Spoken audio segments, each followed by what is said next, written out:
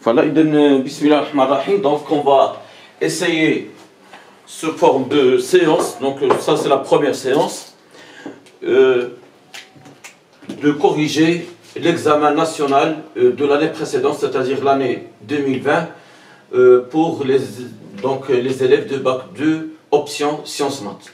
Alors je commence par l'exercice 4. Donc l'exercice 4, il y a la partie 1 qui est réservée pour les fonctions, l'étude de fonctions. Partie 2, c'est les suites. Et la partie 3, ce sont les intégrales. Et bon, donc la partie 1 qui est réservée aux fonctions, donc je l'ai divisée en deux parties. Donc on va traiter aujourd'hui la partie 1. Et la prochaine séance, on va traiter la partie 2. Alors, donc je vais lire les hypothèses.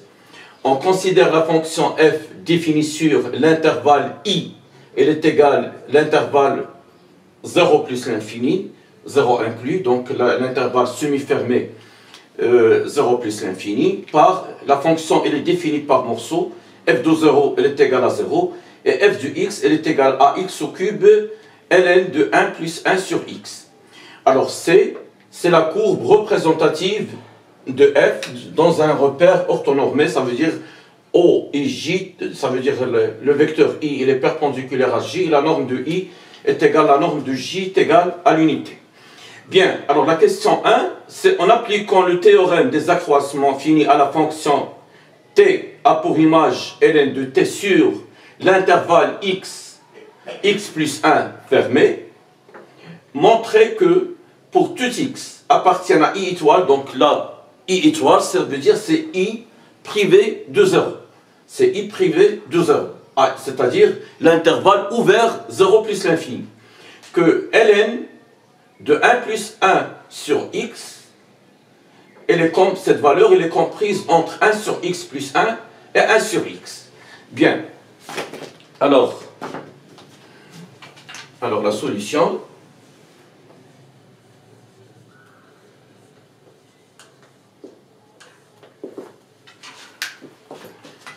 Alors, posons donc la question 1. Alors, soit h,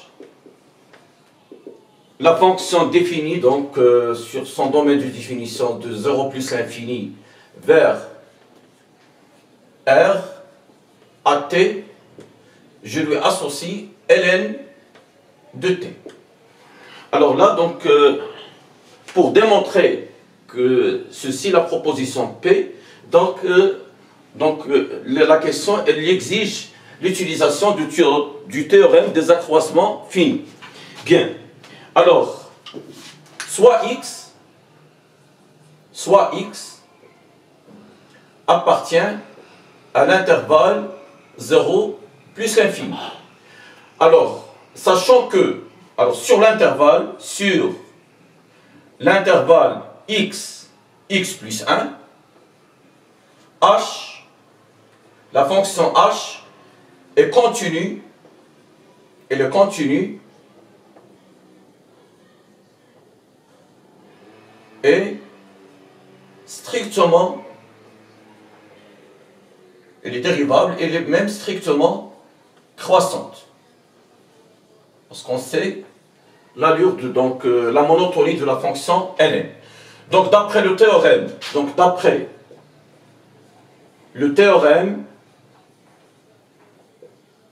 d'après le théorème des accroissements finis, appliqué sur l'intervalle x plus 1, donc il va exister un unique C appartient à l'intervalle ouvert x plus 1, tel que.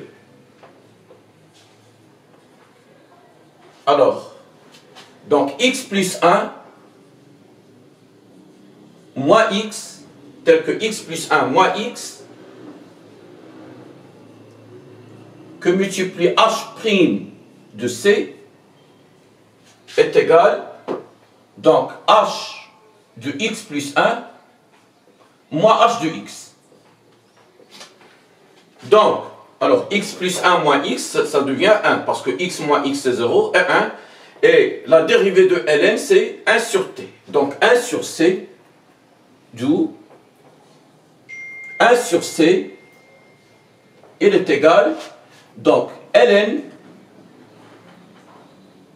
de x plus 1 moins ln de x. Alors, ça veut dire donc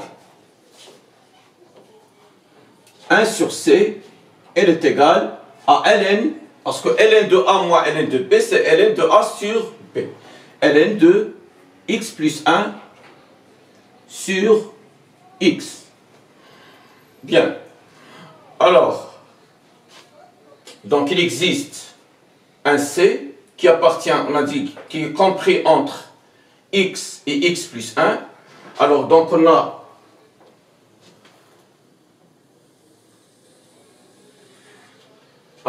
C appartient à l'intervalle x plus 1. Ça veut dire quoi? Ça veut dire tout simplement que C, elle est compris entre x et x plus 1.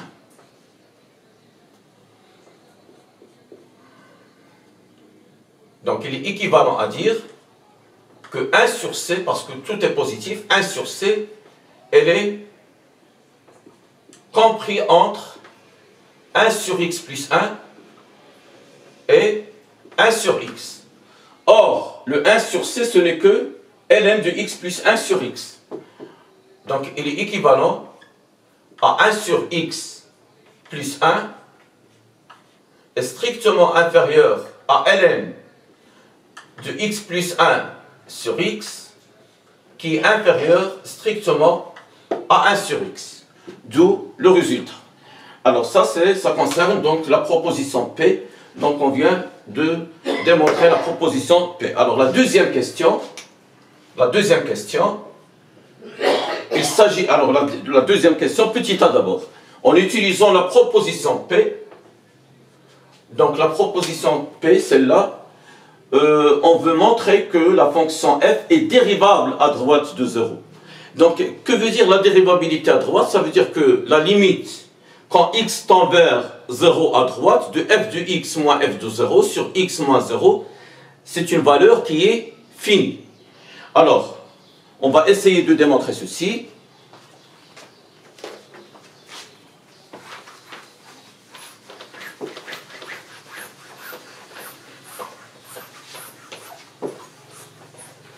Bien, à partir de cette proposition. Alors, on a, deuxièmement, petit a.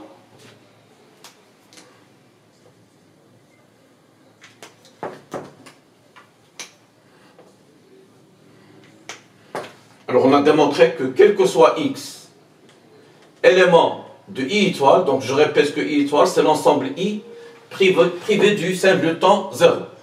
Alors, 1 sur x plus 1, elle est inférieure strictement à ln de 1 plus 1 sur x, qui est strictement inférieur à 1 sur x. Bien, on sait très bien que la fonction f de x sur 0 plus l'infini, c'est x au cube que multiplie ln de 1 plus 1 sur x.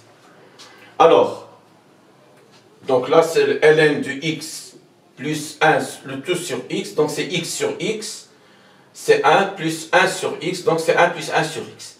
Bien, alors on a ceci, on a ln de 1 plus 1 sur x, il est supérieur strictement à x, à 1 sur x plus 1, pardon, à 1 sur x plus 1, et elle est inférieure à 1 sur x. Alors en multipliant les trois termes de l'inégalité par le nombre positif x au cube, donc je vais obtenir donc x au cube sur x plus 1, il est strictement inférieur à x au cube ln de 1 plus 1 sur x, qui est strictement inférieur à x au cube que multiplie 1 sur x. Bon, on peut aller avec des équivalences. Alors, il est équivalent à dire que Alors, x au cube sur x plus 1 est strictement inférieur, ceci ce n'est que f de x. Alors, f de x et x au cube sur x, c'est x au carré. Or, f de 0, c'est 0, donc je peux écrire ceci sous cette forme. C'est x au cube sur x plus 1. Il est strictement inférieur à f de x moins f de 0, qui est strictement inférieur à x au carré. Alors, je multiplie les trois termes de l'inégalité par le nombre positif 1 sur x. Donc, je vais avoir 1 sur x que multiplie x au cube sur x plus 1. Il est strictement inférieur à f de x moins f de 0 sur x moins 0. Je peux écrire x, c'est x moins 0, qui est strictement inférieur à 1 sur x que multiplie x au carré. Alors, sachant que, alors là, il est équivalent à dire que x au carré, en simplifiant par x, c'est x au carré sur x plus 1, il est strictement inférieur à f de x moins f de 0 sur x moins 0, qui est strictement inférieur, x carré sur x, ce n'est que x. Alors, en passant à la limite, donc la limite quand x tend vers 0, or,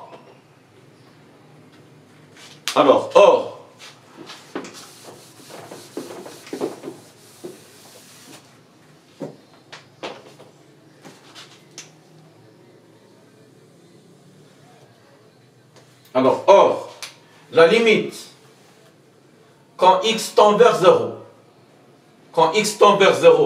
de x carré sur x plus 1 est égal à 0, et la limite, quand x tend vers 0 plus, donc parce que c'est à droite de 0, donc de x, elle est égale à 0, donc l'expression f de x moins f de 0 sur x moins 0 est compris entre deux valeurs qui tendent vers 0 lorsque x tend vers 0. Donc d'après le théorème des gendarmes,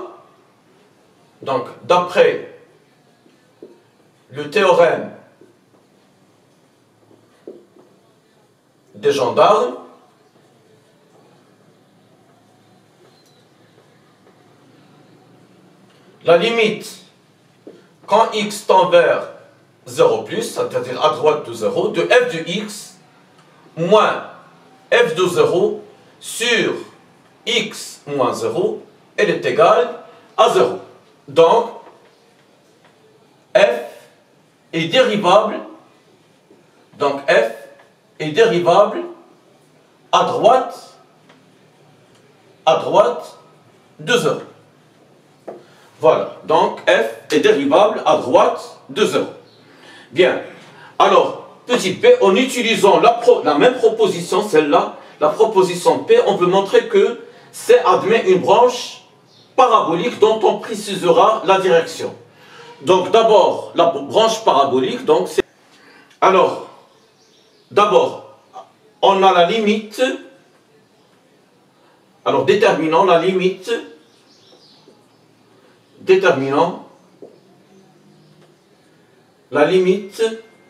quand x tend vers plus l'infini de f de x.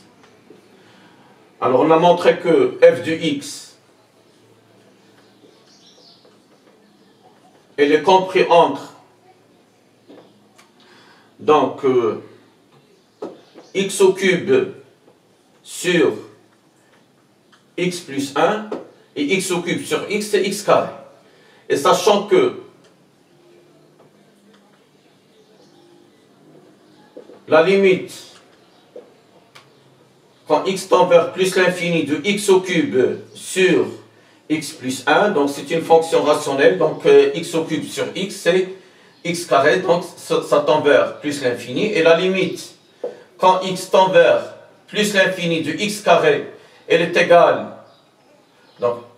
aussi à plus l'infini, d'où la limite quand x tend vers plus l'infini de f de x, elle est égale à plus l'infini. Voilà. Donc, alors pour étudier la branche parabolique, on doit déterminer donc la limite quand x tend vers plus l'infini de f de x sur x. Alors, on a toujours le même encadrement, on a f de x, elle est supérieure strictement à x au cube sur x plus 1 et inférieure strictement à x au carré. Donc il est équivalent à dire que en multipliant les trois termes de l'inégalité par 1 sur x, on va obtenir c'est x carré sur x plus 1, et là c'est f de x sur x, et x carré sur x, c'est x. Donc, en utilisant le même théorème, donc le théorème des gendarmes, on a la limite quand x tend vers plus l'infini de x carré sur x plus 1 est égal à plus l'infini, et la limite, car c'est une fonction rationnelle, x carré sur x c'est x, donc c'est x tend vers plus l'infini, c'est plus l'infini. Et la limite, quand x tend vers plus l'infini de x, elle est égale à plus l'infini. Donc, la limite, quand x tend vers plus l'infini de f de x sur x, elle est égale à plus l'infini. De f de x sur x, elle est égale à plus l'infini. Donc, bon, on va faire donc la limite quand x tend vers plus l'infini de f de x est égal à plus l'infini. Donc là c'est i, c'est le résultat i. Là c'est 2i. Donc d'après i et 2i,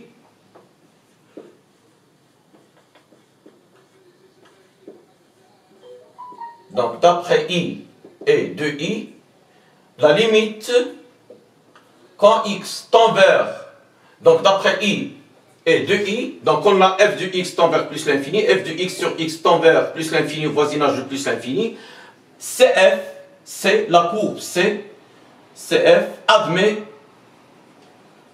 une branche parabolique,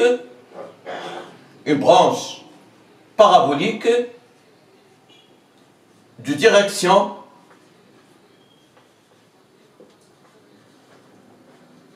l'axe des ordonnées. L'axe des ordonnées. Voilà, donc on a précisé la direction de la branche parabolique.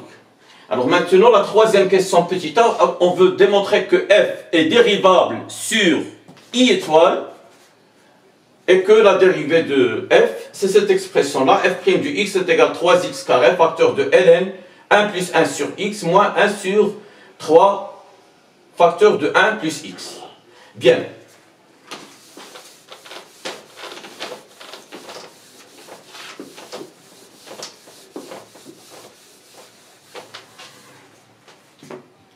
Alors, on a f de x, elle est égale à x au cube ln de 1 plus 1 sur x. Alors, les fonctions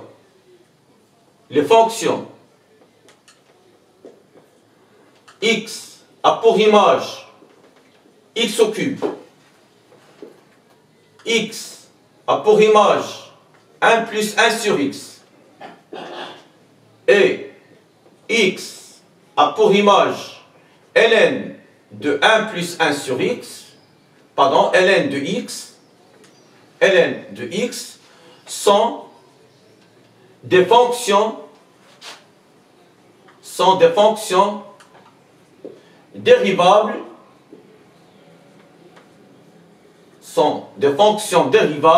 sur i étoile, c'est-à-dire sur l'intervalle ouvert 0 plus l'infini. Donc f est dérivable sur I étoile comme somme produit,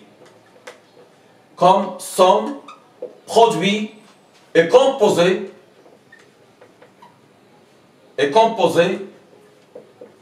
de fonctions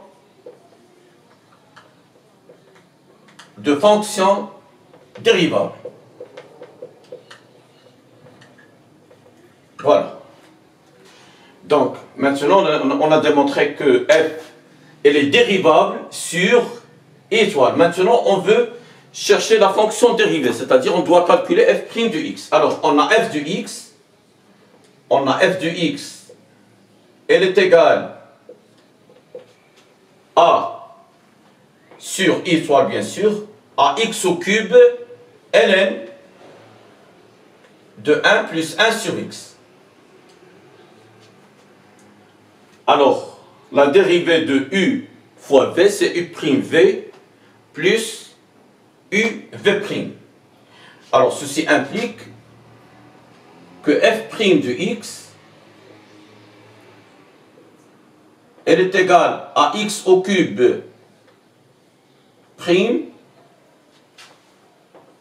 facteur de ln, bien que multiplie ln de 1 plus 1 sur x, plus x au cube ln de 1 plus 1 sur x prime. Alors, qui est égal? Alors, x au cube, c'est 3x carré. ln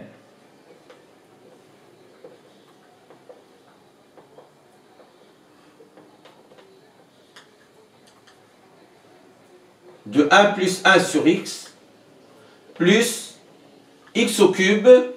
Alors la dérivée ln de ax, c'est a', d'une expression algébrique a du x, ln a du x, c'est a' du x sur a du x. Ça veut dire c'est 1 plus 1 sur x sur 1 plus 1 sur x.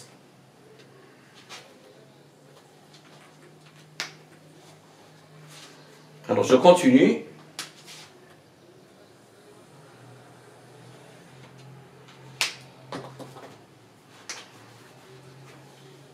Donc f' de x, elle est égale 3x carré.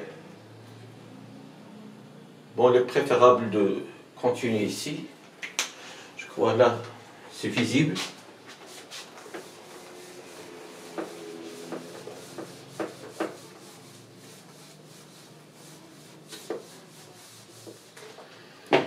Alors, on est arrivé là, donc f' du x, elle est égale à 3x carré, ln de 1 plus 1 sur x, plus,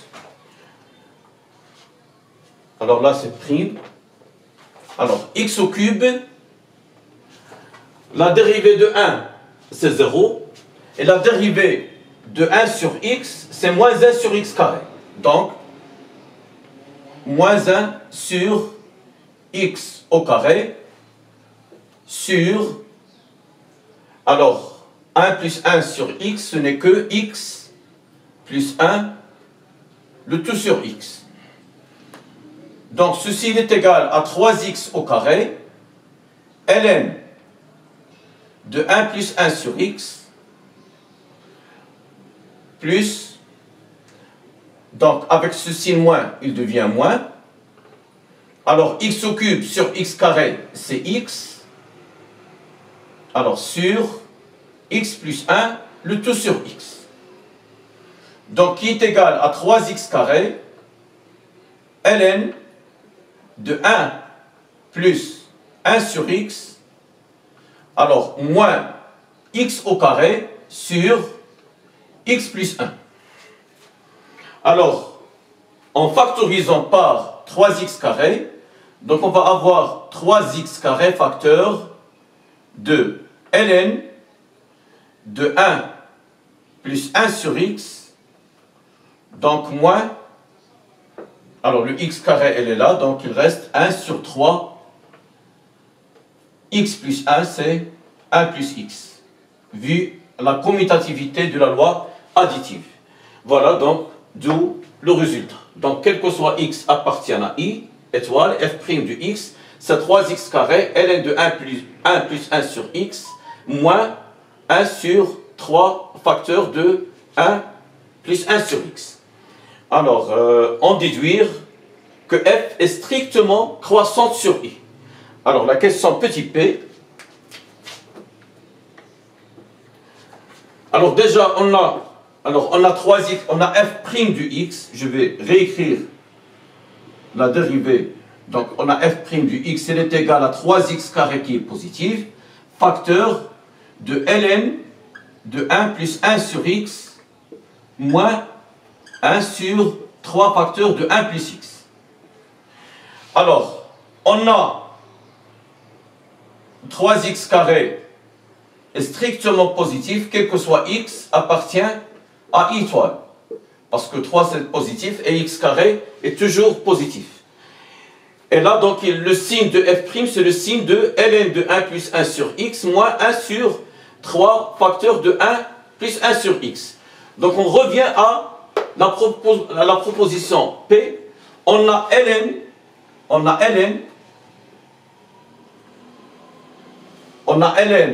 de 1 plus 1 sur x est supérieur strictement à 1 sur 1 plus x.